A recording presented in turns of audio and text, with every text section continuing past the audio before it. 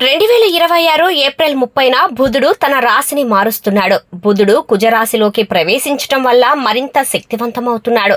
అపారమైన ప్రయోజనాలు, పురోగతి లభిస్తాయి.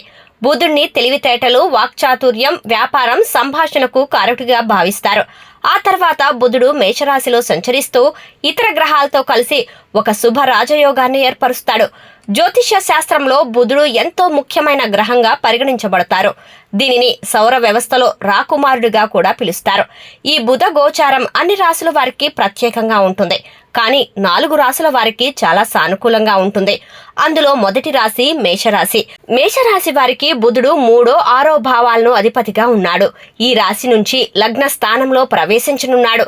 ఆర్థికంగా మంచి లాభాలు పొందే అవకాశం ఉంది. చాలా కాలంగా నిలిచిపోయిన డబ్బు తిరిగి వచ్చే సూచనలు కనిపిస్తున్నాయి. బుధాదిత్య యోగం ప్రభావంతో ఉద్యోగులకు ప్రమోషన్ నుంచి శుభవార్తలు వినిపిస్తాయి. నిరుద్యోగులకు ఉద్యోగం సంపాదించే అవకాశాలు పుష్కలంగా ఉన్నాయి. ఇక సింహరాశి వారికి శుభవార్తలు తీసుకురానుంది. సింహరాశి వారికి బుధుడి సంచారం వల్ల అనేక ప్రయోజనాలు కలగనున్నాయి. ఈ కాలంలో మీరు పెట్టిన పెట్టుబడులకు మంచి రాబడి రావచ్చు. కుటుంబంలో ఆనందం, శాంతి నెలకొంటాయి. కోర్టు వ్యవహారాలు మీకు అనుకూలంగా ముగిసే అవకాశం ఉంది. ఉద్యోగం కోసం ఎదురు చూస్తున్న వారికి మంచి అవకాశాలు లభిస్తాయి. వీరి ఆర్థిక పరిస్థితి మెరుగుపడుతుంది.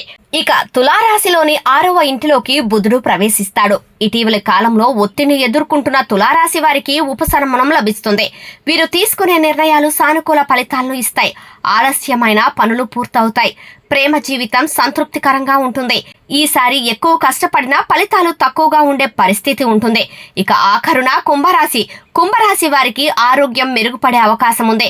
కొత్త ఉద్యోగ అవకాశాలు మీకు అనుకూలంగా ఉంటాయి. మీకు చిన్న ప్రయాణాలు చేయటానికి లేదా కొత్త విషయాలు నేర్చుకోవటానికి మంచి అవకాశాలు లభించవచ్చు.